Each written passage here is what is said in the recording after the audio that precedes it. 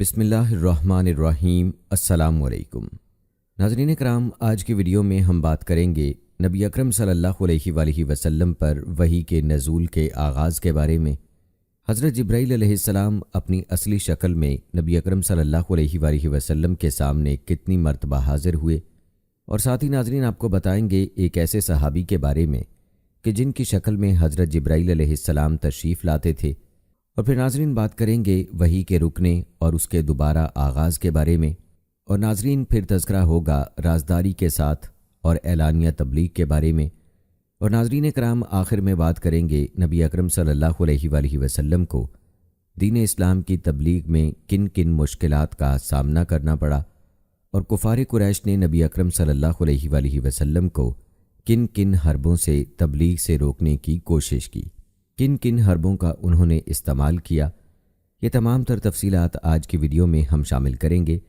सो आज की हमारी ये वीडियो इंतहाई अहम होने वाली है, इसको आखिर तक लाजमी देखिएगा। तो चलिए नाज़रीन आगाज़ करते हैं अपनी आज की इस वीडियो का, और सबसे पहले ज़िक्र करते हैं नज़ूल वही के बारे में। नाज़रीन पहली दफ़ा फ़रिश्ता वही जिब्राईल अमीन अलैहिस्सलाम पीर के दिन रमज़ानुल मुबारक की 21 तारीख़ को नबी अकरम सल्लल्लाहु अलैहि वसल्लम की पैदाइश से 40.5 साल बाद आप सल्लल्लाहु अलैहि वसल्लम के पास आए।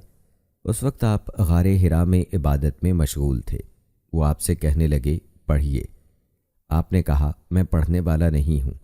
नबी अकरम सल्लल्लाहु अलैहि वसल्लम फरमाते हैं, उस फरिश्ते ने मुझे पकड़कर ज़ोर से दबाया, जिससे मुझे बड़ी तकलीफ़ हुई। फिर उसने मुझे छोड़ दिया और दोबारा कहा, पढ़िए। मैंने कहा, मैं पढ़ने वाला नहीं हूँ। उसने दोबारा मुझे पकड़कर ज़ोर से दबाया, हत्ता कि मुझे शदीद थकावट पहुँची। फिर मुझे छोड़ दिया और कहा, पढ़िए। मैंने कहा, मैं पढ़ने वाला नहीं हूँ। उसने मुझे तीसरी दफ़ा पकड़कर ज़ोर से दबाया, हत्ता कि मुझे शदीद थकावट पहुँची।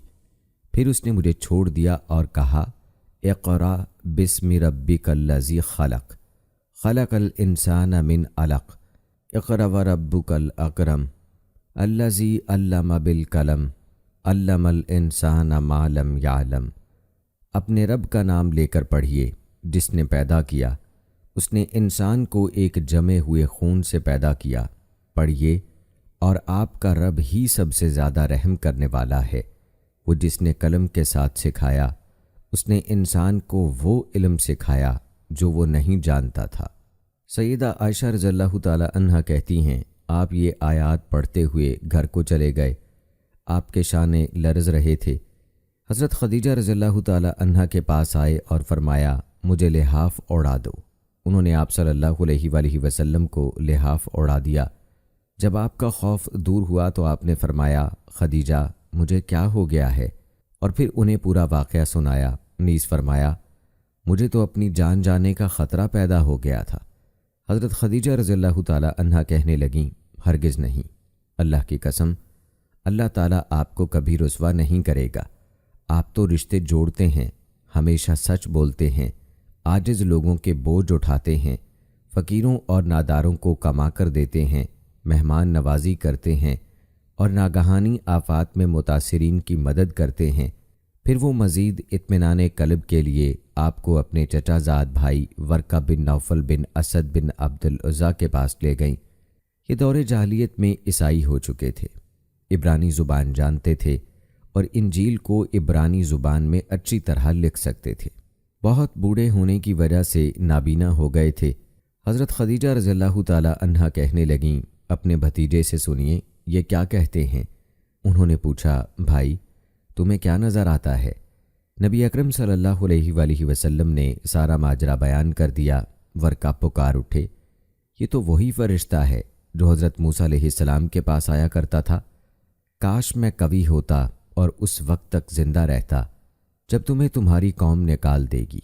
आप सल्लल्लाहु अलैहि वसल्लम ने पूछा, क्या यह मुझे निकाल देंगे। वो कहने लगे, हाँ, जो भी तुम जैसा पैगाम लेकर आया उससे दुश्मनी की गई, मुखालफत की गई और उसे तकलीफ़ें सहनी पड़ी। अगर मुझे तुम्हारे ऐलान नबूवत का दिन देखना नसीब हुआ तो मैं तुम्हारी भरपूर मदद करूँगा और साथ दूँगा। फिर थोड़े ही अरसे बाद वर्का बिन नौफल वफ़ात पा गए। وہ روایت جو مورخ ابن اسحاق نے ابتدائے وحی کی کیفیت کے بارے میں بیان کی ہے، جس میں یہ الفاظ ہیں: میں سویا ہوا تھا کہ حضرت جبرائیل علیہ السلام ریشم کے ایک کپڑے میں لکھی ہوئی تحریر لائے اور مجھ سے کہا اسے پڑھو۔ یہ بظاہر بخاری و مسلم کی حضرت عائشہ رضی اللہ تعالی عنہا کی حدیث کے خلاف ہے، جس میں یہ صراحت ہے کہ نزول وحی کی ابتدا بیداری کی حالت میں ہوئی۔ خوابوں کے واقعات نزول وحی سے پہلے کے ہیں، اسی لیے سہیلی نے لکھا ہے دونوں احادیث میں تبدیق یوں ممکن ہے کہ نبی اکرم صلی اللہ علیہ وآلہ وسلم کے پاس بیداری سے پہلے ایک دفعہ خواب میں بھی حضرت جبرائیل علیہ السلام آئے تھے تاکہ آپ کے لیے نزول وحی کو برداشت کرنا آسان ہو جائے، کیونکہ نبوت کا معاملہ بہت عظیم اور اس کا بوجھ بہت بھاری ہے۔ انسان بہر صورت ضعیف و کمزور ہے، گویا یہ نزول وحی کی تمہید تھی اور آپ صلی اللہ علیہ وآلہ وسلم پر اللہ تعالیٰ کی خصوصی مہربانی۔ ابن کثیر رحمہ اللہ بھی اس سے متفق ہیں۔ انہوں نے لکھا ہے مغازی موسیٰ بن عقبہ میں ظاہری کی صریح روایت ہے کہ آپ نے یہ سب کچھ پہلے خواب میں دیکھا تھا، پھر جاگتے میں فرشتہ آپ کے پاس آیا۔ ابن کثیر ہی نے دوسری جگہ لکھا ہے ممکن ہے نیند والا واقعہ اس رات کی صبح کو بعد میں پیش آیا ہو جس رات آپ نے فرشتے کو بحالت بیداری میں دیکھا تھا۔ یہ بھی ہو سکتا ہے خواب خاصی مدت بعد آیا ہو، واللہ عالم۔ ناظرین، غار میں نبی اکرم صلی اللہ علیہ وآلہ وسلم کے ساتھ جو واقعہ پیش آیا اس پر حضرت خدیجہ رضی اللہ تعالی عنہا کا رد عمل ان کی عقل سلیم، بالغ نظری اور حسن تدبر کی گواہی دیتا ہے۔ اس موقع پر انہوں نے نبی اکرم صلی اللہ علیہ وآلہ وسلم کی جس طرح دلجوئی کی، وہ ان کی شخصی فضیلت اور ان کی سلیم الفطرت ہونے کی بڑی مستند پہچان ہے۔ حضرت ورقہ بن نوفل نے اس صورتحال کا جس طرح تجزیہ کیا وہ ان کے علم و فضل کی روشن دلیل ہے۔ نبی اکرم صلی اللہ علیہ وآلہ وسلم کا حضرت جبرائیل علیہ السلام کو اپنی آنکھوں سے جاگتے میں دیکھنا اس بات کی دلیل ہے کہ وہی انسان کا ذاتی اور داخلی معاملہ نہیں کہ اس کا تعلق واردات قلبی سے ہو، بلکہ یہ ایک خارجی حقیقت کو قبول کرنے کا نام ہے جس کا قلبی واردات سے کوئی تعلق نہیں۔ فرشتے کا آپ کو 3 دفعہ دبانا، پھر چھوڑ کر اقرا کہنا، اس خارجی حقیقت کو قبول کرنے کی مزید تاکید ہے، اور اس سے اس خیال کی ہر ممکن نفی ہوتی ہے کہ وہی داخلی خیالات سے ماورا کوئی چیز نہیں۔ اس واقعے میں نبی اکرم صلی اللہ علیہ وآلہ وسلم کا خوف اس بات کا ثبوت ہے کہ آپ کو رسالت کی کوئی توقع نہیں تھی، جس کا پیغام دنیا میں پھیلانے کی ذمہ داری آپ کو سونپی گئی۔ اس سے واضح ہوتا ہے کہ وحی سے آپ کے کسی اندرونی خیال یا منصوبے کی تکمیل نہیں ہوئی، بلکہ یہ تو ایک ایسی چیز تھی جو اچانک آپ صلی اللہ علیہ وآلہ وسلم پر طاری کر دی گئی۔ آپ کے دل میں پہلے سے اس کا خیال تک نہیں گزرا تھا۔ یہ حالت اس شخص کی نہیں ہو سکتی جو پہلے سے اس سوچ و بچار میں مبتلا ہو اور تدریجی کشف کے ساتھ اس کا ایک عقیدہ بن جائے جس کی طرف وہ لوگوں کو دعوت دینے لگے۔ بعض مستشرقین نے آپ کے بارے میں اس قسم کے خود ساختہ خیالات ظاہر کیے ہیں۔ اللہ تعالیٰ اس بات پر قادر ہے کہ اپنے رسول صلی اللہ علیہ وآلہ وسلم کے دل کو مضبوط کر دیتا اور اسے اطمینان دلا دیتا کہ تجھ سے کلام کرنے والا جبرائیل ہی ہے، اور وہ تجھے یہ بتلانے آیا ہے کہ تو بنی نوع انسان کی طرف اللہ تعالیٰ کا رسول ہے۔ لیکن اللہ تعالیٰ کی روشن حکمت یہ چاہتی تھی کہ بعثت سے پہلے آپ کی شخصیت اور بعثت کے بعد آپ کی شخصیت میں مکمل فرق واضح کر دیا جائے، اور یہ بات ازر من الشمس ہو جائے کہ اسلامی عقیدے کے ارکان میں سے کوئی رکن اور شریعت اسلامیہ کا کوئی بھی مسئلہ اس سے پہلے آپ کے ذہن میں نہیں آیا، نہ کبھی آپ صلی اللہ علیہ وآلہ وسلم کے دماغ میں اس کی دعوت دینے کا کوئی تصور گزرا۔ اللہ تعالیٰ نے سیدہ خدیجہ رضی اللہ تعالی عنہا کے دل میں یہ بات ڈال دی کہ وہ آپ کو ورقہ بن نوفل کے پاس لے جائیں تاکہ ان کی طرف سے آپ کو یہ یقین دہانی کرا دی جائے کہ آپ صلی اللہ علیہ وآلہ وسلم کی ذات بابرکات پر جو واقعہ اچانک گزرا ہے یہ در حقیقت وحی الہی ہے جو اللہ تعالیٰ پہلے انبیاء پر نازل کرتے رہے ہیں، اور آپ کے دل سے خوف اور خدشات دور کر دیے جائیں جو اس واقعے سے آپ کے ذہن میں آئے تھے۔ اگر وہی کوئی داخلی چیز ہوتی تو قرآن مجید میں ایسی آیات نہ ہوتی جن میں آپ کو کسی کام پر ٹوکا گیا ہے یا اظہار ناراضی کیا گیا ہے۔ مثلاً ایک دفعہ جب آپ سرداران قریش سے محو گفتگو تھے تو نابینا صحابی حضرت عبداللہ بن ام مکتوم رضی اللہ تعالی عنہ سے کچھ آراز کیا تھا، حالانکہ وہ آپ کی خدمت میں دین کی باتیں پوچھنے آئے تھے، تو اللہ تعالیٰ نے اظہار ناراضی کیا، بلکہ اس صورت کا نام بھی ایسا رکھا گیا جس سے اسے واقعے کے مضمون پر صریح دلالت ہوتی ہے، یعنی سورہ ابس۔ اسی طرح بدر کے قیدیوں کے بارے میں بھی آپ کو سخت الفاظ میں تنبیہ کی گئی۔ حضرت زینب بنت جحش رضی اللہ تعالی عنہ سے نکاح کے سلسلے میں بھی آپ کو فہمائش کی گئی۔ غزوہ تبوک میں آپ نے بعض جھوٹے معذوروں کو جنگ کے لیے جانے سے رخصت دے دی تھی۔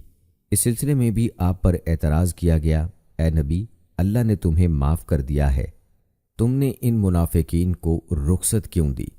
تم رخصت نہ دیتے یہاں تک کہ تمہارے لیے وہ لوگ ظاہر ہو جاتے جنہوں نے سچ بولا اور تم جھوٹوں کو جان لیتے۔ ایک دفعہ کفار قریش نے آپ سے مطالبہ کیا کہ جب ہم آیا کریں تو آپ ان غلاموں اور کمیوں کو اٹھا دیا کریں۔ آپ کے دل میں خیال پیدا ہوا کہ چلو وقتی طور پر ایسا کر لیا جائے تو کیا حرج ہے۔ اس پر اللہ تعالیٰ نے ان الفاظ میں تنبیہ فرمائی، ان لوگوں کو حقارت سے دور مت ہٹائیے جو صبح و شام اپنے رب کو پکارتے ہیں اور وہ اس یعنی اپنے رب کا چہرہ چاہتے ہیں۔ اگر وہی داخلی چیز ہوتی تو اللہ تعالیٰ اپنے نبی مکرم کو یوں خطاب نہ کرتا، پھر اگر تو اس کتاب کے متعلق شک میں ہے جو ہم نے تیری طرف نازل کی ہے تو ان لوگوں سے پوچھ لے جو تجھ سے پہلے کتاب پڑھتے تھے، یقیناً تیرے پاس تیرے رب کی طرف سے حق آ گیا ہے، لہٰذا تو ہرگز شک کرنے والوں میں سے نہ ہو۔ اگر وہی داخلی چیز ہوتی تو پھر اس کی کیا وجہ ہے کہ نبی اکرم صلی اللہ علیہ وآلہ وسلم کئی دفعہ سائلین کے جواب میں خاموشی اختیار کر لیتے تھے، اور بعض اوقات تو کئی دن یہ حالت برقرار رہتی تھی، بلکہ آپ کو بعض اوقات بڑی مشقت اور پریشانی بھی اٹھانی پڑتی تھی۔ واقعہ افق میں آپ مہینہ بھر پریشان رہے جب تک وحی نہیں آئی، معاملہ صاف نہیں ہوا۔ یہ بھی اللہ تعالیٰ کی حکمت کا تقاضا تھا کہ آپ امی رہیں اور لکھنا پڑھنا نہ سیکھیں، تاکہ قرآن کے مبتدا اور اس کے سرچشمے کے بارے میں کسی ذہن میں کوئی شک و شبہ باقی نہ رہے۔ خود اللہ تعالیٰ نے ارشاد فرمایا، اور تو اس یعنی قرآن سے پہلے کوئی کتاب نہیں پڑھتا تھا اور نہ اسے اپنے دائیں ہاتھ سے لکھتا تھا، اگر ایسا ہوتا تو باطل پرست یقیناً شک کرتے۔ اور ناظرین، آئیے اب ذکر کرتے ہیں وحی کے رکنے اور اس کے پھر دوبارہ جاری ہونے کے بارے میں۔ اس واقعے کے بعد حضرت جبرائیل علیہ السلام نبی اکرم صلی اللہ علیہ وآلہ وسلم کی خدمت میں آنے سے رکے رہے۔ کتنی مدت تک رکے رہے اس میں اختلاف ہے۔ ایک روایت ہے، راجح وہ ہے جو امام بہقی رحمہ اللہ نے روایت کی ہے کہ یہ مدت 6 ماہ تھی۔ بعض سیرت نگاروں نے حضرت ابن عباس رضی اللہ تعالی عنہ کی روایت کو زیادہ درست قرار دیا ہے، جس میں یہ مدت 40 دن بتلائی گئی ہے۔ یہ بھی کہا گیا ہے کہ وہی چند دن تک منقطع رہی۔ نبی اکرم صلی اللہ علیہ وآلہ وسلم وہی رک جانے سے بہت پریشان ہوئے۔ روایات میں ہے کہ آپ صلی اللہ علیہ وآلہ وسلم نے کئی مرتبہ ارادہ کیا کہ کسی پہاڑ کی چوٹی سے کود جائیں۔ علامہ البانی رحمہ اللہ اس بات کو ضعیف قرار دیتے ہیں، کیونکہ اولاً یہ امام ظاہری سے بلا سند ہے، اور دوسرا خودکشی انبیاء کی شان کے خلاف ہے، کیونکہ انبیاء معصوم ہوتے ہیں۔ انقطع وحی کا دور گزر جانے کے بعد وحی کا نزول دوبارہ شروع ہوا۔ اس کی تفصیل خود نبی اکرم صلی اللہ علیہ وآلہ وسلم کی زبانی سن لیجئے۔ فرماتے ہیں کہ ایک دفعہ میں جا رہا تھا کہ اچانک میں نے آسمان سے ایک آواز سنی۔ میں نے اپنی نظر اٹھائی تو وہی فرشتہ نظر آیا جو غار حرا میں میرے پاس آیا تھا۔ وہ آسمان اور زمین کے درمیان ایک کرسی پر بیٹھا تھا۔ میں ڈر گیا اور واپس گھر چل دیا۔ میں نے گھر پہنچتے ہی کہا، مجھے لحاف اوڑھا دو، مجھے لحاف اوڑھا دو۔ اس کے بعد اللہ تعالیٰ نے یہ آیات نازل فرمائیں، اے کمبل اوڑھ کر لیٹنے والے، اٹھ کھڑا ہو اور لوگوں کو ڈرا اور اپنے رب ہی کی بڑائی بیان کر اور اپنے کپڑے پاک رکھ اور ناپاکی چھوڑے۔ اس کے بعد وہی تواتر اور باقاعدگی سے آنے لگی۔ ناظرین، اگر بات کی جائے وحی کے رکنے کی حکمت کے بارے میں تو انقطاع وحی یعنی وحی کے رکنے کی حکمت یہ تھی کہ نبی اکرم صلی اللہ علیہ وآلہ وسلم کے دل میں حصول وحی کا ذوق شوق پیدا ہو جائے، کیونکہ اب آپ صلی اللہ علیہ وآلہ وسلم پر یہ حقیقت ظاہر ہو چکی تھی کہ میں نبی بنا دیا گیا ہوں۔ وحی کے ایک دفعہ رک جانے اور پھر کچھ عرصے بعد جاری ہونے سے اس حقیقت کی مزید تائید ہوتی ہے، جس کے بارے میں ہم آپ کو پہلے بتا چکے ہیں کہ وحی نبی اکرم صلی اللہ علیہ وآلہ وسلم کی ذات سے ایک جداگانہ چیز ہے۔ آپ کے ذاتی خیالات و تصورات کا نام وحی نہیں ہے۔ وحی کے طریقے کے بارے میں اگر بات کی جائے تو حافظ ابن قیم رحمہ اللہ کہتے ہیں، اللہ تعالیٰ نے نبی اکرم صلی اللہ علیہ وآلہ وسلم کے لیے وحی کے تمام طریقے استعمال کیے۔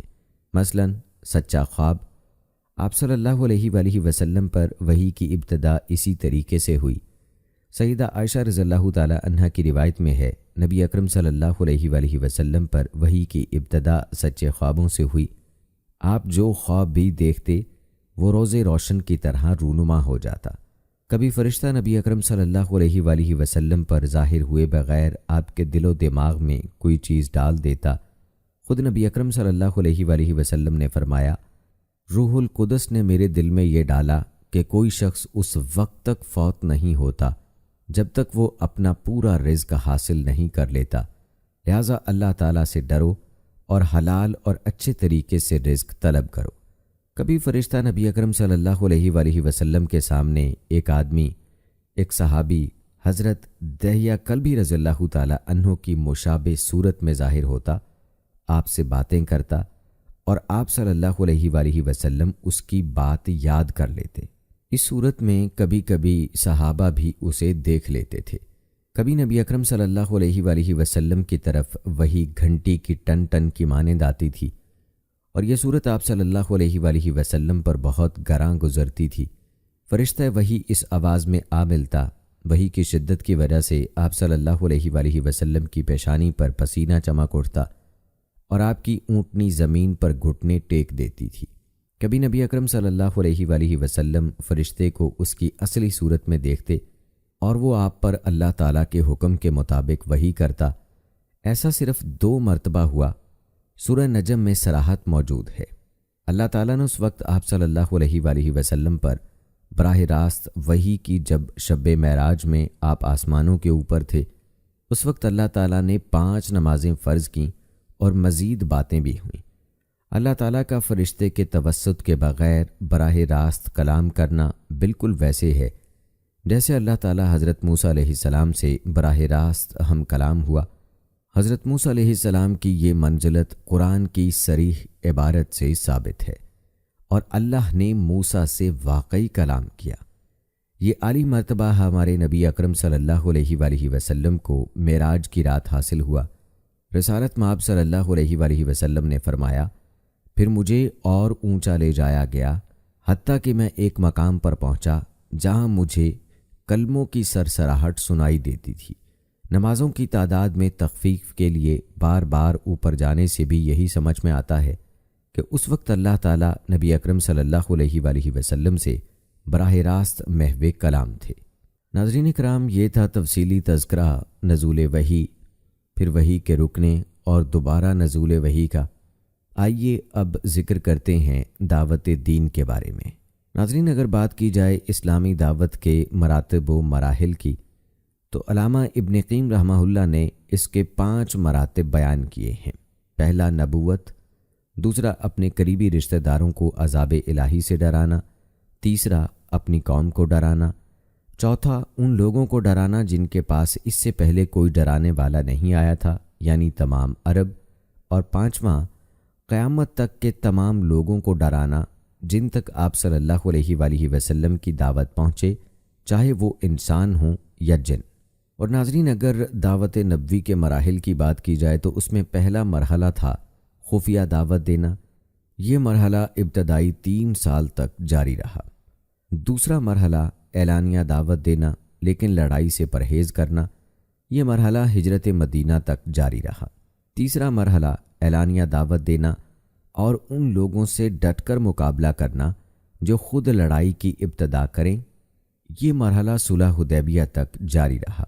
چوتھا مرحلہ اعلانیہ دعوت دینا اور ہر اس شخص سے ڈٹ کر لڑنا جو اسلامی دعوت کے راستے میں رکاوٹ بنے۔ ناظرین، اگر بات کی جائے موجودہ دور میں دعوت نبوی کے مراحل کی ترتیب کی، تو نبی اکرم صلی اللہ علیہ وآلہ وسلم کے ان مراحل دعوت سے ذہن میں ایک سوال پیدا ہوتا ہے کہ کیا موجودہ دور میں حکومت اسلامیہ کے قیام کی خاطر دعوت کا کام کرنے والوں کے لیے ان مراحل کے بالحاظ ترتیب زمانے مرحلہ وار پابندی ضروری ہے؟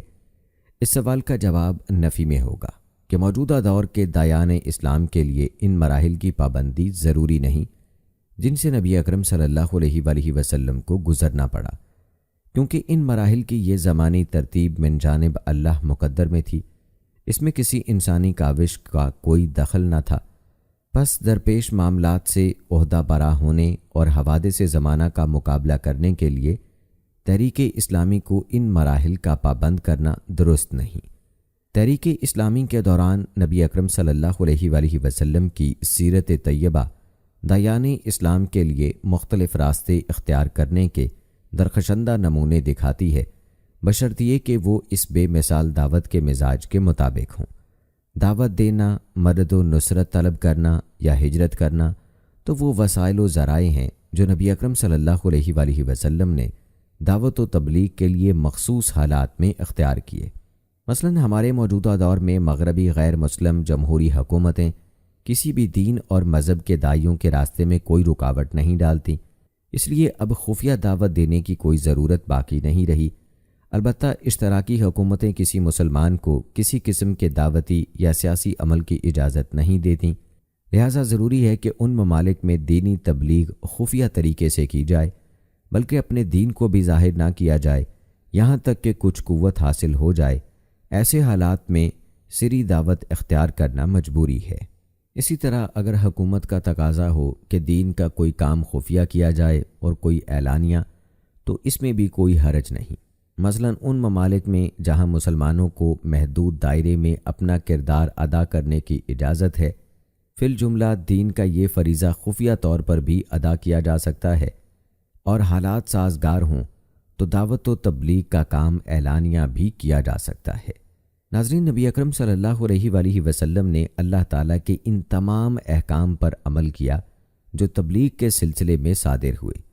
مثلا سورہ علق کی ابتدائی آیات کے بعد نازل ہونے والی آیت میں اللہ تعالیٰ نے فرمایا، اے کمبل اوڑھنے والے اٹھ کھڑا ہو اور ڈرا، اور صرف اپنے رب کی بڑائی بیان کر اور اپنے کپڑے پاک رکھ اور ناپاکی چھوڑ دے، اور حصول کثرت کے لیے احسان نہ کر اور اپنے رب ہی کے احکام پر صبر کر۔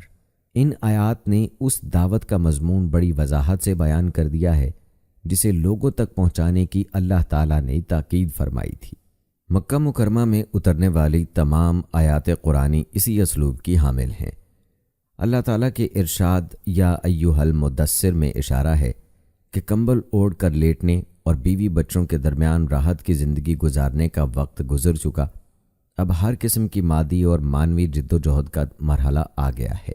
قم فانذر میں اشارہ ہے کہ اب تم پر فرض عائد ہو گیا ہے کہ تم عالمگیر انسانیت کو اسلام کی دعوت دو۔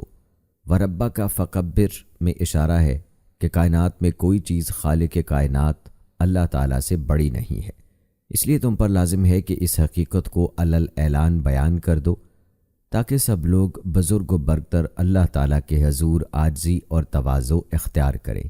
یہی توحید مطلق ہے۔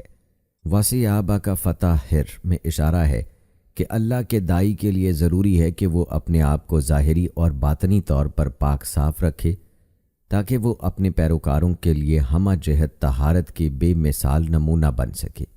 وَالرُّجْزَ فَہْجُرْ میں اشارہ ہے کہ خالص توحید اس بات کی متقاضی ہے کہ اللہ کے سوا کسی چیز اور کسی فرد و بشر کی تقدیس و تعظیم نہ کی جائے۔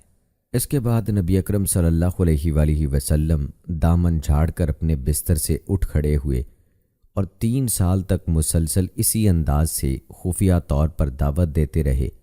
مورخین لکھتے ہیں کہ مجھے ملنے والی معلومات کے مطابق نبی اکرم صلی اللہ علیہ وآلہ وسلم کی سری دعوت کا دور آغاز نبوت سے 3 سال تک جاری رہا۔ پھر اللہ تعالیٰ نے آپ کو اعلانیہ تبلیغ اور اظہار دین کا حکم دیا۔ حضرت عمر بن ابزہ رضی اللہ تعالیٰ عنہ کے اسلام لانے کے واقعے سے بھی ثابت ہوتا ہے کہ ابتدا میں نبی اکرم صلی اللہ علیہ وآلہ وسلم نے دعوت کا کام رازداری سے کیا۔ وہ کہتے ہیں میں بعثت کے ابتدائی دور میں نبی اکرم صلی اللہ علیہ وآلہ وسلم کی خدمت میں حاضر ہوا۔ اس وقت آپ مکہ مکرمہ میں چھپے ہوئے تھے۔ آپ صلی اللہ علیہ وآلہ وسلم نے تبلیغ کی، ابتدائی توحید کی دعوت اور شرک سے برات و بیزاری سے کی۔ اس دور میں آپ کی ساری تگ و تاز انہی لوگوں تک محدود رہی جن سے آپ کا کوئی نہ کوئی رشتہ یا تعلق تھا، مثلاً بیوی، بیٹیاں، آزاد کردہ غلام زید بن حارثہ، گھر پرورش پانے والے حضرت علی بن ابی طالب رضی اللہ تعالی عنہ، اور دوست یا جن پر آپ کو اعتماد تھا کہ وہ راز افشا نہیں کریں گے۔ پس وہ اولین لوگ جو دین اسلام میں داخل ہوئے، ان میں سیدہ خدیجہ رضی اللہ تعالی عنہا، آپ مشہور قول کے مطابق سب سے پہلے مسلمان ہوئیں اور نبی اکرم صلی اللہ علیہ وآلہ وسلم کی رسالت کو قبول کر لیا۔ وہ کافروں کی مخالفت اور بدسلوکی پر آپ صلی اللہ علیہ وآلہ وسلم کی ہمت بندھاتی تھیں، اس لیے وہی سب سے پہلی شخصیت ہیں جنہیں جنت کی خوشخبری دینے کا آپ صلی اللہ علیہ وآلہ وسلم کو حکم دیا گیا۔ نبی اکرم صلی اللہ علیہ وآلہ وسلم فرماتے ہیں، مجھے حکم دیا گیا کہ میں خدیجہ کو جنت میں ایک گھر کی خوشخبری دوں جو اکیلے کھوکھلے موتی سے بنا ہوا ہوگا، اس میں کوئی شور و غل نہ ہوگا، نہ کسی قسم کی کوئی تکلیف ہوگی۔ ان کی فضیلت اور خصائل کے بارے میں کئی اور احادیث بھی مروی ہیں۔ ناظرین، حضرت علی رضی اللہ تعالی عنہ آپ صلی اللہ علیہ وآلہ وسلم کے چچا حضرت ابو طالب کے بیٹے تھے، اور وہ آپ صلی اللہ علیہ وآلہ وسلم ہی کے گھر میں پرورش پا رہے تھے۔ اس وقت ان کی عمر صحیح ترین قول کے مطابق 10 سال تھی۔ حضرت زید بن حارثہ رضی اللہ تعالی عنہ آپ صلی اللہ علیہ وآلہ وسلم کے آزاد کردہ غلام تھے۔ ان کے والد انہیں اپنے ساتھ لے جانے کے لیے آئے تو آپ صلی اللہ علیہ وآلہ وسلم نے فرمایا، زید، تم چاہو تو میرے پاس ٹھہرو، چاہو تو اپنے والد محترم کے ساتھ چلے جاؤ۔ زید بولے، میں تو آپ ہی کے پاس رہوں گا۔ پھر وہ آپ ہی کے پاس رہے حتیٰ کہ انہیں زید بن محمد کہا جانے لگا۔ بعد میں وہ دوبارہ زید بن حارثہ کہلائے اور مت بنانے کا رواج موقوف ہو گیا جب قرآن پاک کی یہ آیات اتریں جس کا ترجمہ ہے، ان لے پالکوں کو ان کے حقیقی باپوں کی نسبت سے پکارو، اللہ کے نزدیک یہ بہت انصاف کی بات ہے۔ سیدنا صدیق اکبر رضی اللہ تعالی عنہ یہ مردوں میں سب سے پہلے ایمان لانے والے ہیں۔ انہی کے بارے میں نبی اکرم صلی اللہ علیہ وآلہ وسلم نے حضرت عمر رضی اللہ تعالی عنہ سے فرمایا تھا، اللہ تعالیٰ نے مجھے تمہاری طرف مبعوث کیا تو تم سب نے کہا تو جھوٹ بولتا ہے، جبکہ ابو بکر رضی اللہ تعالی عنہ نے کہا آپ نے سچ فرمایا۔ مزید فرمایا، میں نے جس شخص کو بھی اسلام کی دعوت دی وہ ڈاما ڈول ہوا، ہچکچایا، تذبذب میں پڑ گیا اور غور کرتا رہا، مگر جب میں نے ابو بکر صدیق رضی اللہ تعالی عنہ کو دعوت دی تو نہ اس نے کوئی تردد کیا نہ دیر کی، فوراً اسلام قبول کر لیا۔ خود حضرت ابو بکر صدیق رضی اللہ تعالی عنہ نے جب وہ خلیفہ بنے فرمایا، لوگو، کیا میں سب لوگوں سے زیادہ خلافت کا اہل اور حقدار نہیں؟ کیا میں سب سے پہلے مسلمان نہیں ہوا؟ خفیہ تبلیغ کے ضمن میں حضرت ابو بکر صدیق رضی اللہ تعالی عنہ نے بھی اپنے رشتہ داروں، حلیفوں، دوستوں اور قابل اعتماد لوگوں کے گھر جا کر ان پر محنت کی، جس کے نتیجے میں معززین کی ایک جماعت دائرہ اسلام میں داخل ہو گئی۔ مثلاً عثمان بن عفان رضی اللہ تعالی عنہ، زبیر بن عوام رضی اللہ تعالی عنہ، طلحہ بن عبید اللہ رضی اللہ تعالی عنہ، سعد بن ابی وقاص، عبد الرحمن بن عوف، عثمان بن مظعون، ابو عبیدہ بن جراح، ابو سلمہ بن عبد الاسد اور ارقم بن ابی الارقم رضی اللہ تعالی عنہ حضرت ابو بکر رضی اللہ تعالی عنہ ہی کے مسائی سے دائرہ اسلام میں داخل ہوئے۔ ان لوگوں کے تعلقات و روابط کے نتیجے میں اسلام آہستہ آہستہ مکہ مکرمہ میں بلکہ مکہ سے باہر بھی پھیلنے لگا، اور تقریباً قریش کے تمام قبائل میں سے اکا دکا لوگ مسلمان ہو گئے۔ غلاموں میں سب سے پہلے مسلمان ہونے والے مشہور احباب یہ ہیں، بلال بن رباح رضی اللہ تعالی عنہ، سہیب بن سنان، عمار بن یاسر، ان کے والد حضرت یاسر اور ان کی والدہ سمیہ بنت خبات رضی اللہ تعالی عنہم اجمعین۔ مختصر عرصے میں قریش کے مختلف خاندانوں میں سے اسلام لانے والوں کی تعداد 40 سے زیادہ ہو گئی۔ مورخ ابن ہشام نے ان کی یہی تعداد بتائی ہے، جبکہ یامری نے 50 سے زائد افراد کا تذکرہ کیا ہے۔ یہ امر بھی پایا اس ثبوت کو پہنچا ہے کہ حضرت ورقہ بن نوفل بھی اولین مسلمانوں میں شامل ہیں۔ نبی اکرم صلی اللہ علیہ وآلہ وسلم نے فرمایا، میں نے انہیں خواب میں دیکھا، انہوں نے سفید کپڑے پہنے ہوئے ہیں، اگر وہ جہنمی ہوتے تو سفید کپڑوں میں ملبوس نہ ہوتے۔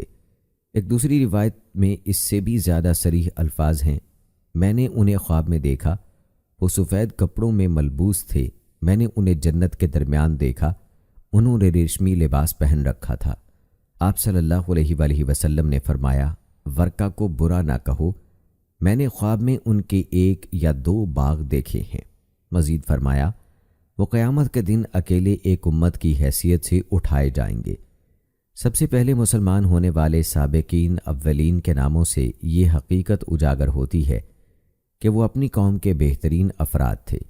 یہ بات درست نہیں کہ ابتدائی مسلمان عموماً فقراء، کمزور اور غلام قسم کے لوگ تھے جو اپنی آزادی اور حصول شرف کے لیے مسلمان ہو گئے تھے۔ جن مسلم اور غیر مسلم مورخین نے یہ بات لکھی ہے وہ صریحاً غلطی پر ہیں۔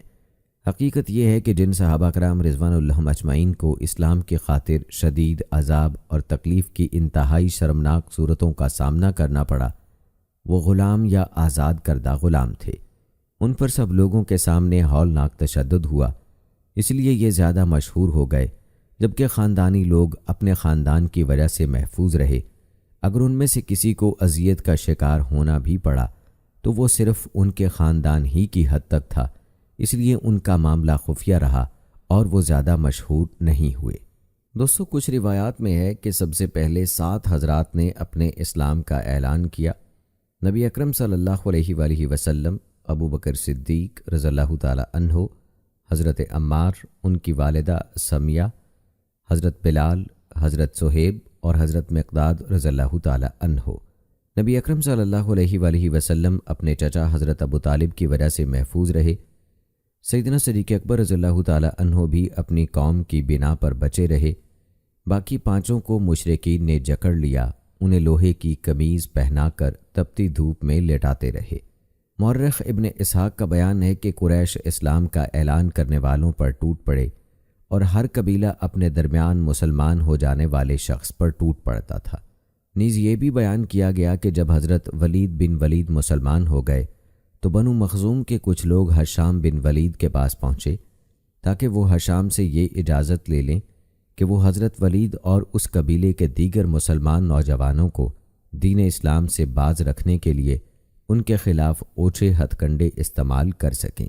ہشام نے انہیں اجازت دے دی اور تنبیہ کر دی کہ خبردار، اسے جانی نقصان نہ پہنچے۔ اس قبیلے میں سے سلمہ بن ہشام اور عیاش بن ابی ربیعہ بھی مسلمان ہو چکے تھے۔ ابن اسحاق نے حضرت عمر رضی اللہ تعالی عنہ کی ہجرت کے واقعے میں لکھا ہے کہ قریش نے ہشام بن عاص بن وائل ساہمی کو حضرت عمر اور عیاش کے ساتھ ہجرت کرنے سے باللطائف الحیل یعنی بہترین بہانوں کے ذریعے سے روک دیا تھا اور وہ ان کے جھانسے میں آ گیا تھا۔ پھر وہ ہیلے بہانے سے عیاش کو بھی جکڑ کر مدینے سے مکہ واپس لے آئے تھے۔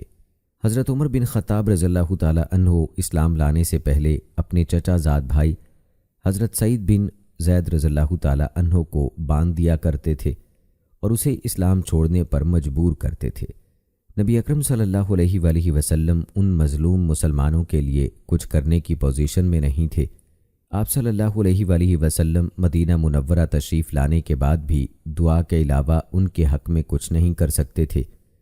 آپ ان کے لیے یوں دست بد دعا رہتے، اے اللہ، ولید بن ولید، سلمہ بن ہشام، عیاش بن ابی ربیعہ اور مکہ میں دوسرے مظلوم مسلمانوں کو نجات عطا فرما۔ اے اللہ، کفار قریش پر سخت سزا لاگو فرما اور ان پر حضرت یوسف علیہ السلام کے زمانے جیسا قحط مسلط فرما۔ حافظ ابن حجر رحمہ اللہ نے حدیث ہرقل میں ابو سفیان کے 2 الفاظ ضعفاء اور شرفاء کی وضاحت کی ہے۔ ان کے نزدیک اس سے مراد یہ ہے کہ رسولوں کے پیروکار عموماً نرم طبیعت اور نرم مزاج لوگ ہوتے ہیں، متکبر اور تند مزاج لوگ نہیں ہوتے۔ جو حسد اور ظلم کی بنا پر انبیاء کی مخالفت پر کمر بستہ رہتے ہیں، جیسے ابو جہل اور اس کے ساتھی۔ گویا اس روایت میں شرف سے تکبر مراد ہے۔ اسی تفسیر کی روشنی میں ہمیں ان عبارات کا مفہوم متعین کرنا چاہیے جن میں شرفاء اور مستضعفین جیسے الفاظ مذکور ہیں۔ یہ بات ذہن نشین رہنی چاہیے کہ 67 سابقون اولون میں سے صرف 13 صحابہ فقراء، مستضعفین، آزاد کردہ، غلام یا اجمی تھے، اور یہ کل تعداد کا 5واں حصہ ہے۔ ظاہر ہے اتنی قلیل تعداد کو یعنی اکثریت نہیں کہا جا سکتا۔ اور آئیے ناظرین کرام اب تذکرہ کرتے ہیں خفیہ دعوت کی حکمت کے بارے میں۔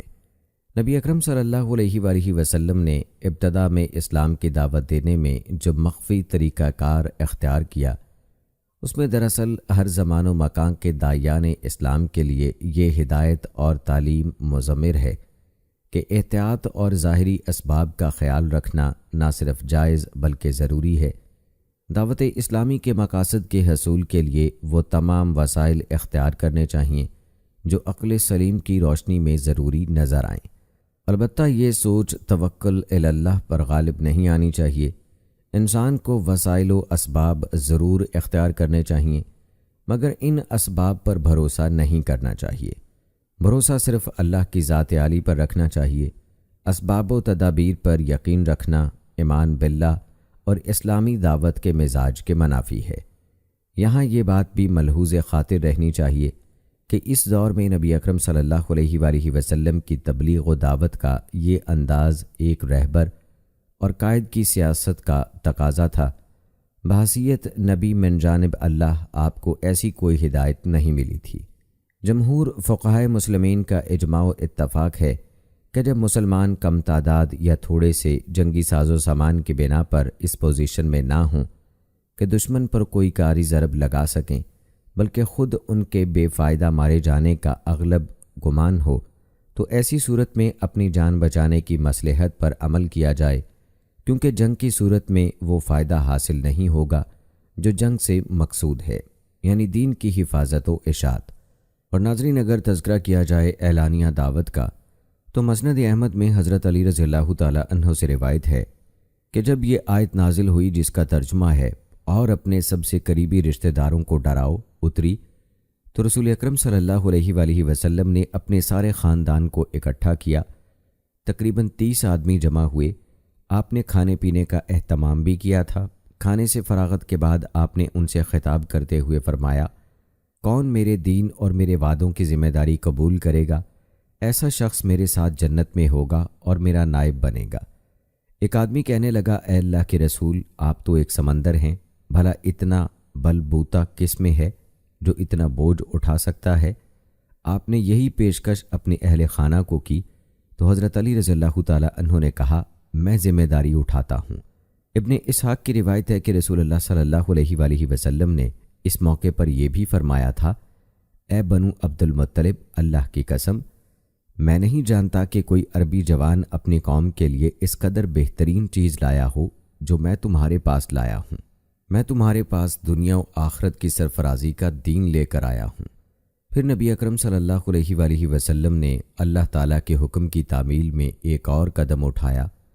بخاری و مسلم میں حضرت ابن عباس رضی اللہ تعالی عنہ سے روایت ہے کہ جب یہ آیت نازل ہوئی جس کا ترجمہ ہے، اور اپنے سب سے قریبی رشتہ داروں کو ڈراؤ، اور ان میں سے اپنے قبیلے کے خاص لوگوں کو بھی اتری، تو رسول اللہ صلی اللہ علیہ وآلہ وسلم صفا پر چڑھ گئے اور بلند آواز سے فرمایا، خبردار، صبح کا حملہ۔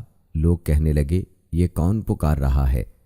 لوگ اکٹھے ہوئے تو آپ نے فرمایا، لوگو، اگر میں تم سے کہوں کہ اس پہاڑ کے دامن میں سے ایک لشکر نکل کر تم پر حملہ آور ہوگا تو کیا تم میری تصدیق کرو گے؟ وہ سب پکار اٹھے، ضرور، ہم نے آپ سے کبھی کوئی جھوٹ نہیں سنا۔ فرمایا، پھر میں تمہیں اللہ تعالیٰ کے سخت عذاب سے ڈراتا ہوں۔ ابو لہب کہنے لگا، تو تباہ ہو، تو نے ہمیں اس لیے اکٹھا کیا تھا۔ پھر وہ اٹھ کر چلا گیا۔ ادھر یہ آیت نازل ہوئی، تبت یادا ابی لہب و تب۔ ابو لہب کے دونوں ہاتھ ٹوٹ گئے اور وہ خود تباہ ہو گیا۔ صحیحین میں حضرت ابو ہریرہ رضی اللہ تعالی عنہ سے روایت ہے کہ جب یہ آیت نازل ہوئی جس کا ترجمہ ہے، اور اپنے سب سے قریبی رشتہ داروں کو ڈراؤ اتری تو رسول اللہ صلی اللہ علیہ وآلہ وسلم نے تمام قریش کو بلایا اور وہ سب آ گئے۔ آپ نے ان سے عمومی خطاب بھی فرمایا اور نام لے لے کر بھی خبردار کیا، اے بنو کعب بن لوی، اپنے آپ کو آگ سے بچا لو، اے بنو مرہ بن کعب، اپنے آپ کو آگ سے بچا لو، اے بنو عبد شمس، اپنے آپ کو آگ سے بچا لو، اے بنو عبد مناف، اپنے آپ کو آگ سے بچا لو، اے بنو ہاشم، اپنے آپ کو آگ سے بچا لو، اے بنو عبد المطلب، اپنے آپ کو آگ سے بچا لو، اے فاطمہ، اپنے آپ کو آگ سے بچا لے، میں تمہیں اللہ تعالیٰ کے ہاں کوئی فائدہ نہیں پہنچا سکوں گا، البتہ تم سے میری جو رشتہ داری ہے میں اس کا حق ادا کرتا رہوں گا۔ آپ کی یہ بلند پکار آخری درجے کی تبلیغ تھی۔ آپ نے اپنی قوم کو دین کی دعوت غیر مبہم الفاظ میں اعلانیہ پہنچا دی اور اپنے انتہائی قریبی اہل خاندان پر واضح کر دیا کہ میرے اس پیغام اور دعوت کی تصدیق ہی سے میرے اور تمہارے باہمی تعلقات قائم رہ سکتے ہیں۔ باقی رہی قومی اور قرابت داری کی عصبیت جس کے عرب دائی ہیں، تو وہ اللہ تعالیٰ کی طرف سے آنے والے اس پیغام کی حرارت سے پگھل چکی ہے۔ اور آئیے ناظرین کرام، اب تذکرہ کرتے ہیں دعوت اسلام کی مخالفت کا۔ اللہ تعالیٰ نے قرآن پاک میں آیت نازل فرمائی جس کا ترجمہ ہے، اے نبی، آپ کو جو حکم دیا گیا کھول کر سنا دیں اور مشرکین سے بے رخی برتیں۔ پس رسول اللہ صلی اللہ علیہ وآلہ وسلم کمر کس کر دعوت دین کے کام پر لگ گئے اور آپ نے بت پرستی کی سرعام مذمت شروع کر دی۔ بتوں کے پجاریوں پر زبردست تنقید کی، حقائق اسلام کی وضاحت فرمائی اور باطل عقائد کی شام و سحر بیخ کنی کرنے لگے۔ جب قریش نے دیکھا کہ یہ نئی دعوت بت پرستی کے خلاف اٹھنے والی سابقہ آوازوں کی طرح محدود اور کمزور نہیں ہے بلکہ اس کے اثرات پورے معاشرے میں پھیل چکے ہیں، تو وہ آپ صلی اللہ علیہ وآلہ وسلم اور آپ کے ساتھیوں کے مقابلے کے لیے اٹھ کھڑے ہوئے۔ انہوں نے لوگوں کو راہ اسلام سے روکنے کے لیے ترغیب و ترہیب کے تمام ہتھ کنڈے اور وسائل استعمال کیے، کیونکہ اس دعوت سے ان کے ان مفادات پر زد پڑنے لگی جو انہیں حرم میں رہنے کی بدولت حاصل تھے۔ صدائے اسلام سے ان کی سیادت و فضیلت ختم ہونے لگی اور ان کے ظلم و ستم اور شہوانی کرتوتوں میں خلل پڑنے لگا۔ اب مخالفانہ ہتھ کنڈوں کی تفصیل ہم آپ کو بتاتے ہیں۔ دوستو، سب سے پہلا حربہ جو انہوں نے استعمال کیا وہ تھی حضرت ابو طالب سے شکایت۔ دعوت حق کی مخالفت کا اولین طریقہ کار انہوں نے یہ اختیار کیا کہ آپ صلی اللہ علیہ وآلہ وسلم کے چچا حضرت ابو طالب پر اثر انداز ہونے کی کوشش کی تاکہ وہ ڈر کر آپ صلی اللہ علیہ وآلہ وسلم کو دعوت حق سے روک دیں یا آپ کی حمایت سے دستبردار ہو جائیں۔ ان کے بڑے بڑے سردار آپ صلی اللہ علیہ وآلہ وسلم کے چچا کے پاس گئے اور کہنے لگے، آپ کا بھتیجا ہمارے معبودوں کو برا کہتا ہے، ہمارے دین کی تردید کرتا ہے، ہمیں بے وقوف بتاتا ہے اور ہمارے آباء و اجداد کی نسبت کہتا ہے کہ وہ گمراہ تھے۔ آپ اسے روک لیں ورنہ ہمیں اس سے نبرد آزما ہونے دیں۔ آخر آپ بھی تو ہماری طرح اس کے دین کے مخالف ہیں، آپ کی بجائے اس سے ہم خود ہی نمٹ لیتے ہیں۔ حضرت ابو طالب نے انہیں نرمی سے تسلی دی، احسن طریقے سے مطمئن کر دیا اور وہ لوگ واپس چلے گئے۔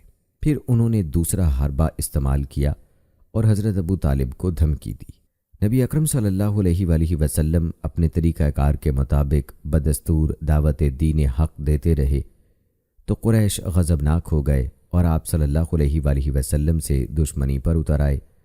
ان کی مجالس میں آپ ہی کا چرچا ہونے لگا۔ وہ دوبارہ اکٹھے ہو کر آپ صلی اللہ علیہ وآلہ وسلم کے چچا کے پاس پہنچے اور سختی سے کہنے لگے، جناب ابو طالب، آپ عمر اور شرف کے لحاظ سے بڑا ممتاز مقام رکھتے ہیں۔ ہم نے پہلے بھی آپ سے کہا تھا کہ اپنے بھتیجے کو روک لیں، مگر آپ نے نہیں روکا۔ ہم قسم کھاتے ہیں کہ ہم اسے اس کا کام نہیں کرنے دیں گے۔ آپ اسے روک لیں، بصورت دیگر آپ کے اور اس کے ساتھ ہماری جنگ ہوگی، اتنی فیصلہ کن جنگ کہ ہم دونوں میں سے کوئی ایک فریق ختم ہو جائے گا۔ بات اس حد تک پہنچی تو حضرت ابو طالب گھبرا گئے۔ ان کے لیے اپنی قوم سے جدا ہونا اور ان کی دشمنی مول لینا بڑا مشکل تھا۔ وہ یہ برداشت نہ کر سکتے تھے کہ نبی اکرم صلی اللہ علیہ وآلہ وسلم کو ان ظالموں کے رحم و کرم پر تنہا بے یار و مددگار چھوڑ دیں۔ اس لیے انہوں نے نبی اکرم صلی اللہ علیہ وآلہ وسلم کو قوم کا پیغام سنایا اور کہا، بھتیجے، مجھ پر اور اپنی ذات پر رحم کرو، مجھ پر اتنا بوجھ نہ ڈالو کہ میں اٹھا نہ سکوں۔ ابن اسحاق رحمہ اللہ کی روایت ہے کہ نبی اکرم صلی اللہ علیہ وآلہ وسلم نے فوراً اندازہ لگا لیا کہ چچا جان میرا بوجھ اٹھانے کی سکت نہیں رکھتے، اس لیے فرمایا، چچا جان، اللہ کی قسم، اگر یہ لوگ میرے دائیں ہاتھ پر سورج اور بائیں ہاتھ پر چاند بھی لا کر رکھ دیں اور مطالبہ کریں کہ میں دین کی تبلیغ روک دوں، تب بھی میں اللہ رب العزت کے دین کی دعوت دینے سے باز نہیں آؤں گا، حتیٰ کہ اللہ تعالیٰ اس دین کو غالب کر دے یا میں اپنی جان آفرین کے سپرد کر دوں۔ اس وقت شدت جذبات سے آپ صلی اللہ علیہ وآلہ وسلم کی آنکھوں میں آنسو آ گئے تو آپ اٹھ کر چل پڑے۔ جو ہی آپ نے منہ موڑ کر قدم آگے بڑھایا، چچا نے بے قرار ہو کر کہا، بھتیجے واپس آؤ۔ آپ واپس ہوئے۔ چچا نے پورے جوش و خروش سے کہا، بھتیجے جاؤ، جو جی میں آتا ہے کہو، اللہ کی قسم میں جیتے جی تمہیں تنہا نہیں چھوڑوں گا۔ ابن اسحاق کی ایک دوسری روایت جو عقیل بن ابی طالب سے ہے کہ کفار قریش کی دھمکی کے بعد ابا جان نے مجھے نبی اکرم صلی اللہ علیہ وآلہ وسلم کو بلانے بھیجا۔ جب آپ صلی اللہ علیہ وآلہ وسلم تشریف لائے تو ابا جان نے کہا، بھتیجے یہ تمہاری قوم کے لوگ کہتے ہیں کہ تم انہیں ان کی مجلسوں اور بیت اللہ میں تکلیف دیتے ہو، بھتیجے انہیں تکلیف مت دو۔ نبی اکرم صلی اللہ علیہ وآلہ وسلم نے نظر آسمان کی طرف اٹھائی اور فرمایا، آپ سورج کو دیکھتے ہیں؟ وہ بولے، ہاں۔ آپ نے فرمایا، جس طرح آپ اس سے کوئی شعلہ نہیں لا سکتے، اسی طرح میں بھی اپنا کام نہیں چھوڑ سکتا۔ ابو طالب سرداران قریش سے کہنے لگے، اللہ کی قسم میرے بھتیجے نے کبھی کوئی غلط بات نہیں کی، جاؤ چلے جاؤ۔ یہ روایت صحیح ہے۔ یہاں ایک اہم نقطہ ہے کہ قریش کے مقابلے میں نبی اکرم صلی اللہ علیہ وآلہ وسلم کا انتہائی محکم موقف یقیناً اللہ تعالیٰ کی وحی اور حکم کی بنا پر تھا، مگر حضرت ابو طالب کا موقف انتہائی تعجب انگیز ہے کہ انہیں کس چیز نے اتنا جری بنا دیا۔ علامہ ابن کثیر رحمہ اللہ نے اس کی یہ توجیح کی ہے کہ اللہ تعالیٰ نے ان کے دل میں آپ صلی اللہ علیہ وآلہ وسلم کی محبت کوٹ کوٹ کر بھر دی تھی۔ البتہ یہ محبت طبعی تھی، شرعی نہیں تھی۔ ان کا اپنی قوم کے دین پر قائم رہنا بھی اللہ تعالیٰ ہی کی عظیم حکمت پر مبنی تھا۔ اگر ابو طالب بھی مسلمان ہو جاتے تو مشرکین قریش کے نزدیک ان کا کوئی شرف و مرتبہ باقی نہ رہتا، نہ وہ ان سے ڈرتے، نہ ان کا احترام کرتے، بلکہ جرأت کر کے آپ صلی اللہ علیہ وآلہ وسلم کے ساتھ بھی دست درازی اور گستاخیاں کرنے لگتے۔ رب عظیم جو چاہتا ہے کرتا ہے، اور جو بہتر ہوتا ہے وہی کرتا ہے۔ اللہ تعالیٰ نے اپنی مخلوق کی طبیعت مختلف بنائی ہے۔ دونوں ابو طالب اور ابو لہب آپ کے کافر چچا ہیں۔ دونوں میں سے ایک چچا یعنی ابو طالب تو صرف ٹخنوں تک آگ میں ہوگا، مگر دوسرا چچا ابو لہب جہنم کے سب سے گہرے گڑھے میں ہوگا، جس کے بارے میں اللہ تعالیٰ نے اپنی کتاب میں ایک سورت اتاری جو منبر و محراب میں گونجتی ہے، واعظ اور خطبوں میں پڑھی جاتی ہے اور ابد تک پڑھی جاتی رہے گی۔ اس سورت کا مفہوم یہ ہے کہ وہ بھڑکتی آگ میں داخل ہوگا اور اس کی بیوی بھی جو ایندھن اٹھائے پھرتی ہے۔ ابو طالب زندگی بھر نبی اکرم صلی اللہ علیہ وآلہ وسلم کے لیے کفار کے سامنے دیوار بن کر کھڑے رہے۔ انہوں نے آپ صلی اللہ علیہ وآلہ وسلم کو گرم ہوا تک نہیں لگنے دی، البتہ اعلانیہ قبول اسلام سے گریزاں رہے۔ روایت ہے کہ یہ آیت انہی کے بارے میں اتری جس کا ترجمہ ہے، اور وہ دوسروں کو اس نبی سے روکتے ہیں اور خود بھی اس سے دور رہتے ہیں۔ اور ناظرین کرام، انہوں نے پھر ایک اور حربہ استعمال کیا، انہوں نے جھوٹے الزامات لگائے۔ کفار و مشرکین نے لوگوں کو دین اسلام سے روکنے کے لیے آپ صلی اللہ علیہ وآلہ وسلم پر جنون کی تہمت لگائی۔ اللہ پاک کا فرمان ہے، اور انہوں نے کہا، اے وہ شخص جس پر یہ ذکر نازل کیا گیا ہے، تو مجنون دیوانہ ہے۔ ان کی یہ بات بھی نقل فرمائی، اور وہ کہتے ہیں کہ یہ شخص تو پاگل ہے۔ اللہ تعالیٰ نے سورہ قلم میں انہیں جواب دیا، آپ اپنے رب کے فضل سے مجنون نہیں ہیں۔ دوسرا الزام جادو کا لگایا۔ اس سلسلے میں اللہ تعالیٰ نے فرمایا، ان لوگوں کو تعجب ہے کہ ان کے پاس انہی میں سے ایک ڈرانے والا آیا اور کافروں نے کہا یہ سخت جھوٹا جادوگر ہے۔ دوسری جگہ وضاحت فرمائی، اور ظالموں نے کہا کہ تم تو محض ایک سحر زدہ شخص کی پیروی کرتے ہو۔ ولید بن مغیرہ حیران تھا کہ قرآن مجید کے بارے میں کیا کہے۔ جب حج کا موسم قریب آیا تو اس نے اپنے گروہ کے شدید مخالفین کو اکٹھا کیا اور کہا، قریشیو، موسم حج آ رہا ہے، عرب کے تمام علاقوں سے لوگ آئیں گے، ان سب لوگوں نے تمہارے اس نبی کے بارے میں سب کچھ سن رکھا ہے، اب تم سوچو سمجھو اور اتفاق کر لو کہ اس کے بارے میں انہیں کیا کہو گے۔ ایسا نہیں ہونا چاہیے کہ کوئی کچھ کہتا رہے اور کوئی کچھ، اس طرح تم خود ہی ایک دوسرے کی تکذیب کرتے رہو گے۔ غرض یہ کہ اسی موضوع پر باتیں ہوتی رہیں۔ کافر لوگ یہ اعتراض کرتے رہے کہ وہ کاہن، شاعر یا جادوگر نہیں ہو سکتا۔ بالآخر انہیں اس بات پر اتفاق کرنا پڑا کہ وہ لوگوں سے کہیں گے کہ یہ جادوگر ہے، کیونکہ وہ رشتہ داروں میں جدائی ڈال دیتا ہے۔ اللہ تعالیٰ نے ولید کے بارے میں وحی نازل فرمائی، چھوڑ مجھے اور اس کو جسے میں نے اکیلا ہی پیدا کیا۔ پھر وہ ہر آنے والے حاجی کے پاس خود جاتے اور اسے آپ صلی اللہ علیہ وآلہ وسلم کی پیروی سے ڈراتے تھے، لیکن اس کا الٹا نتیجہ نکلا۔ حاجی واپس گئے تو سارے عرب میں آپ ہی کا چرچا ہو گیا اور بہت سے لوگ حج کے دنوں ہی میں مسلمان ہونے لگے۔ حضرت طفیل بن عمر دوسی رضی اللہ تعالی عنہ کے اسلام لانے کا واقعہ اسی حقیقت کا ترجمان ہے۔ ان کا واقعہ کچھ یوں ہے کہ وہ مکہ آئے تو کفار قریش میں سے کچھ لوگ ان کے پاس جا پہنچے۔ حضرت طفیل رضی اللہ تعالی عنہ نہایت عقل مند، شاعر اور سربر آوردہ شخص تھے۔ کفار کہنے لگے، جناب طفیل، آپ ہمارے شہر میں آئے ہیں، آپ کو مطلع کرنا ضروری ہے کہ یہاں ایک شخص ہمارے لیے مصیبت بن گیا ہے، اس نے ہماری جمعیت کا شیرازہ بکھیر دیا ہے، ہم میں تفریق ڈال دی ہے، اس کی بات جادو کا اثر رکھتی ہے، وہ اپنی باتوں سے باپ بیٹے، بھائی بھائی اور خاوند بیوی کو جدا کر دیتا ہے، ہمیں خوف ہے مبادا وہ آپ کی قوم سے بھی ایسا سلوک کرے، پس آپ اس سے کوئی بات کریں نہ اس کی کوئی بات سنیں۔ وہ مسلسل انہیں ڈراتے رہے حتیٰ کہ انہوں نے اپنے کانوں میں روئی ٹھونس لی، لیکن اللہ کا کرنا ایسا ہوا کہ جب رسول اکرم صلی اللہ علیہ وآلہ وسلم کعبہ کے پاس نماز پڑھ رہے تھے تو انہیں آپ صلی اللہ علیہ وآلہ وسلم کی قرات سننے کا اتفاق ہوا۔ نتیجہ یہ نکلا کہ نہ صرف وہ بلکہ ان کی قوم کے بھی بہت سے افراد مسلمان ہو گئے۔ پھر انہوں نے جھوٹ بولنے کا الزام لگایا۔ اس کے بارے میں اللہ پاک کا فرمان ہے، کافروں نے کہا یہ بڑا جھوٹا جادوگر ہے۔ پھر اللہ پاک نے فرمایا، کافروں نے کہا یہ سب جھوٹ ہے جو اس نے خود ہی گھڑ لیا ہے اور اس کام میں دوسرے لوگوں نے بھی اس کی مدد کی ہے۔ پھر انہوں نے کس سے کہانیاں گھڑنے کا الزام لگایا۔ اللہ پاک نے فرمایا، انہوں نے کہا یہ پہلے لوگوں کی کہانیاں ہیں جو اس نے لکھوائی ہیں، تو وہ پہلے اور پچھلے پہر اس پر پڑھی جاتی ہیں۔ انہوں نے یہ بھی کہا کہ قرآن اللہ تعالیٰ کی طرف سے نازل نہیں ہوا بلکہ یہ انسانی تخلیق ہے۔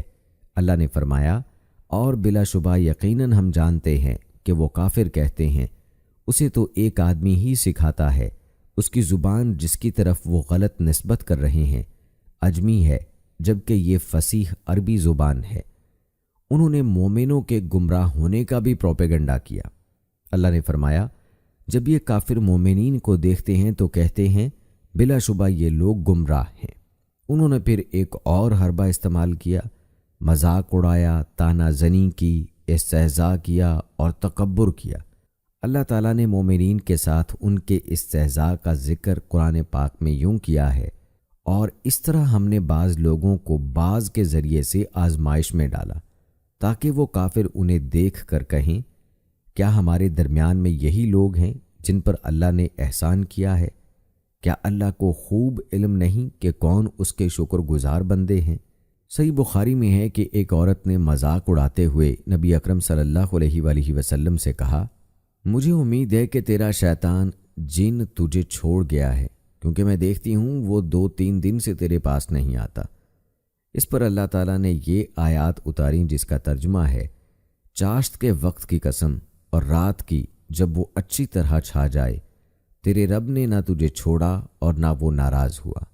صحیح بخاری کی ایک اور روایت میں ہے کہ ابو جہل نے مذاق اڑاتے ہوئے کہا تھا، اے اللہ، اگر یہ قرآن حقیقتاً تیری طرف سے آیا ہے تو ہم پر آسمان سے پتھر برسایا، ہم پر دردناک عذاب نازل کر۔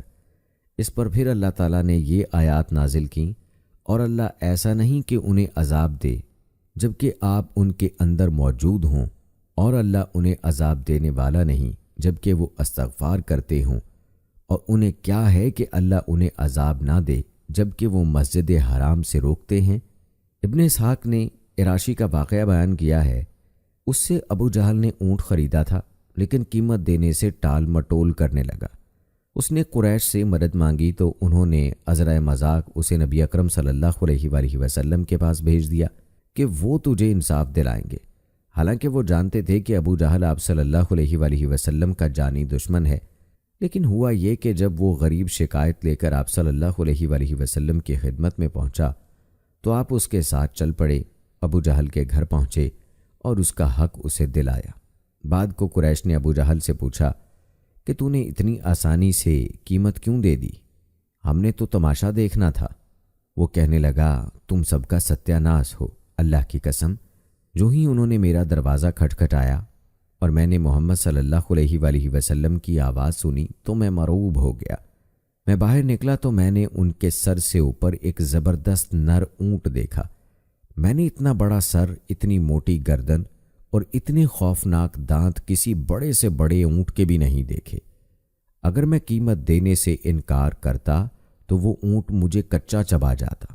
کافروں کے ہنسی مذاق اور اشارے کنائے کو اللہ تعالیٰ نے اس طرح بیان فرمایا ہے، بلا شبہ مجرم لوگ ایمان والوں پر ہنسا کرتے تھے، اور جب وہ ان مسلمانوں کے پاس سے گزرتے تھے تو آپس میں آنکھوں سے اشارہ کرتے تھے، اور جب اپنے اہل و عیال کے پاس لوٹتے تو دل لگی کرتے لوٹتے۔ صحیح سندوں سے ثابت ہے کہ قریشی سردار ایک دن حتیم میں بیٹھے نبی اکرم صلی اللہ علیہ وآلہ وسلم اور آپ کے دین کے بارے میں باتیں کر رہے تھے کہ اچانک نبی اکرم صلی اللہ علیہ وآلہ وسلم طواف کے لیے تشریف لے آئے۔ آپ ان کے پاس سے گزرے تو وہ باتوں باتوں میں آپ پر طنز کرنے لگے۔ آپ نے فرمایا، قریشیو، قسم اس ذات پاک کی جس کے ہاتھ میں میری جان ہے، میں تمہارے پاس ذبح کا حکم لے کر آیا ہوں۔ آپ کے یہ الفاظ سن کر وہ خوفزدہ ہو گئے۔ یہ بھی مشرکین کے تکبر اور استہزاء ہی کا مظاہرہ تھا کہ انہوں نے نبی اکرم صلی اللہ علیہ وآلہ وسلم سے کہا، ہم صہیب، بلال اور خباب جیسے لوگوں کی موجودگی میں آپ کے پاس نہیں بیٹھ سکتے، انہیں اپنے پاس سے اٹھا دیں۔ آپ صلی اللہ علیہ وآلہ وسلم نے اس امید میں کہ شاید اس طرح یہ اور دوسرے قریشی مسلمان ہو جائیں، ایسا کرنے کا ارادہ فرما بھی لیا، مگر اللہ تعالیٰ نے یہ آیات نازل فرمائیں جس کا ترجمہ ہے، اے نبی مکرم، ان لوگوں کو دور نہ ہٹاؤ جو اپنے رب کو پہلے اور پچھلے پہر پکارتے ہیں، وہ اس کا چہرہ چاہتے ہیں۔ ایک دن نبی اکرم صلی اللہ علیہ وآلہ وسلم چند سرداران قریش کے پاس سے گزرے۔ انہوں نے آپ پر طنز کی۔ آپ کا دل بہت رنجیدہ ہوا تو اللہ تعالیٰ نے بطور تسلی یہ آیت نازل فرمائی جس کا ترجمہ ہے، اور یقیناً آپ سے پہلے بھی رسولوں سے استہزاء کیا گیا تھا، پھر ان لوگوں کو جنہوں نے ان رسولوں سے استہزاء کیا تھا اس عذاب نے گھیر لیا جس کا وہ استہزاء کرتے تھے۔ مذاق اور استہزاء کرنے والے نمایاں لوگ جو تھے ان میں اسود بن عبد المطلب بن اسد، اسود بن عبد یغوث بن وہب ظاہری، ولید بن مغیرہ مخزومی، آس بن وائل سہمی اور حارث بن طلحہ خزائی۔ ابو نعیم کی روایت ہے کہ اللہ تعالیٰ نے ان کے حق میں یہ آیت اتاری، بلا شبہ ہم استہزاء کرنے والوں کے مقابلے میں آپ کو کافی ہیں۔ روایت ہے کہ حضرت جبرائیل علیہ السلام نے اسود بن عبد المطلب کے چہرے پر ایک سبز پتہ مارا جس سے وہ اندھا ہو گیا۔ اسود بن عبد یغوث کا وہاں سے گزر ہوا تو جبرائیل علیہ السلام نے اس کے پیٹ کی طرف اشارہ کیا تو اسے استسقاء کی بیماری لگ گئی اور وہ اسی بیماری سے مر گیا۔ ولید بن مغیرہ گزرا تو جبرائیل علیہ السلام نے اس کے پاؤں کے ٹخنے کے نیچے ایک زخم کی طرف اشارہ کیا۔ یہ زخم اسے 2 سال پہلے لگا تھا۔ اشارے سے وہ زخم پھوٹ پڑا اور اس کی موت کا سبب بن گیا۔ آس بن وائل گزرا تو اس کے پاؤں کے تلوے کی طرف اشارہ کیا۔ وہ اپنے گدھے پر سوار ہو کر طائف جانے لگا۔ گدھا راستے میں نرم گھاس پر بیٹھ گیا تو اس کے تلوے میں ایک کانٹا چبھ گیا، جس سے اس کی موت واقع ہو گئی۔ حارث بن طلحہ کا گزر ہوا تو اس کے سر کی طرف اشارہ کیا، اس کے سر میں پیپ پڑ گئی، جس سے وہ جہنم رسید ہو گیا۔ خسکم جہاں پاک۔ ولید بن مغیرہ کہا کرتا تھا، تعجب کی بات ہے، وہی محمد صلی اللہ علیہ وآلہ وسلم پر اترتی ہے، مجھ پر نہیں، نعوذ باللہ۔ حالانکہ قریش کا بزرگ اور سردار میں ہوں۔ ابو مسعود عمر بن عمیر ثقفی پر نہیں اترتی، جو ثقیف کا سردار ہے۔ ان دونوں بستیوں کے سردار تو ہم ہیں۔ اللہ نے اسی سلسلے میں وحی نازل فرمائی۔ انہوں نے کہا، یہ قرآن ان دونوں بستیوں کے کسی بڑے آدمی پر کیوں نہیں اتارا گیا؟ ویسے ان دونوں آدمیوں کے تعین میں مفسرین کے مختلف اقوال ہیں۔ مذاق و استہزاء کرنے والے بڑے کفار و مشرکین میں ابو جہل، امیہ بن خلف، نضر بن حارث، اخنس بن شریق اور ابی بن خلف بھی شامل ہیں۔ اسی طرح سے ناظرین کرام، انہوں نے دیگر اور حربے بھی استعمال کیے، جن میں تشویش میں ڈالنا، پریشان کرنا۔ مشرکین ایک دوسرے کو آمادہ کرتے تھے کہ جب قرآن پڑھا جائے تو زور زور سے چیخیں مارو اور شور و غل کرو تاکہ قرآن سنا ہی نہ جا سکے، یعنی ایسا نہ ہو کہ کوئی روشن دماغ اور پاکیزہ دل شخص قرآن سے متاثر ہو جائے۔ اس کے بارے میں اللہ پاک نے فرمایا، اور کافروں نے کہا کہ اس قرآن کو مت سنو اور اس کی قرات کے دوران میں خواہ کا شور شرابہ کرو، شاید کہ اس طرح تم غالب آ جاؤ۔ اسی طرح ان کے اور حربے بھی تھے کہ جیسے معجزات اور مافوق البشر صلاحیتوں کا مطالبہ کرتے رہے۔ وہ کفار مکہ کہا کرتے تھے، اس رسول کو کیا ہے کہ کھانا کھاتا اور بازاروں میں چلتا پھرتا ہے، اس کی طرف کوئی فرشتہ کیوں نہ نازل کیا گیا کہ وہ اس کے ساتھ ڈرانے والا ہوتا، یا اس پر کوئی خزانہ اتارا جاتا، یا اس کا کوئی باغ ہوتا جس میں سے وہ پھل کھاتا۔ اور جب ان پر ہماری واضح آیات تلاوت کی جاتی ہیں تو وہ لوگ جو ہماری ملاقات کی امید نہیں رکھتے کہنے لگتے ہیں، اس کی بجائے کوئی اور قرآن ہمارے پاس لاؤ یا اسے بدل دو۔ اللہ تعالیٰ نے اسی آیت میں انہیں جواب دیا، اے نبی مکرم، کہہ دو میرے لائق نہیں کہ میں اسے اپنی طرف سے بدل دوں، میں تو اسی چیز کا اتباع کروں گا جو میری طرف وحی کی جاتی ہے۔ اگر میں اپنے رب کی نافرمانی کروں تو مجھے بڑے دن کے عذاب کا خوف ہے۔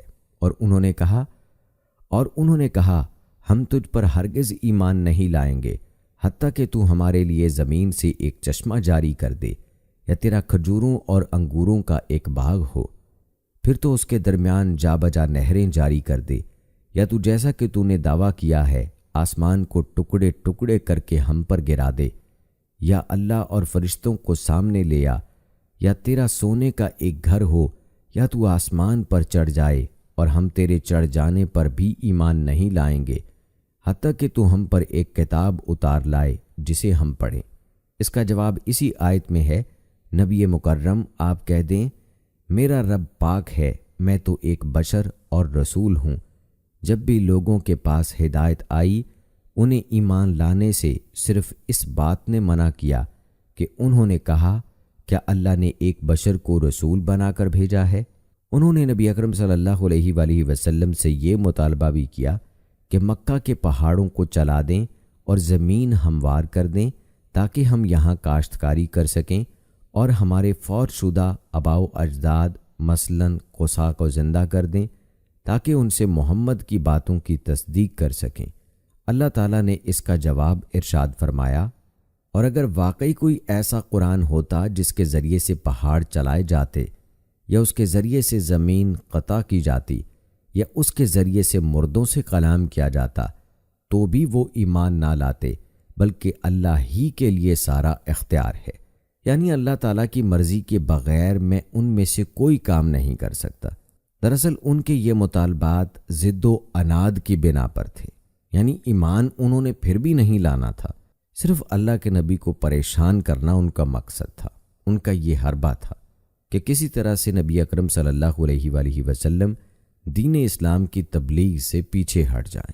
تو ناظرین کرام، یہ تھی ہماری آج کی ویڈیو۔ امید کرتے ہیں کہ آپ کو پسند آئی ہوگی۔ ہماری آج کی اس ویڈیو کے متعلق اپنی رائے کا اظہار کمنٹ باکس میں لازمی کیجیے گا۔ ملتے ہیں اگلی ویڈیو میں، تب تک کے لیے مجھے اجازت دیں۔ فی امان اللہ۔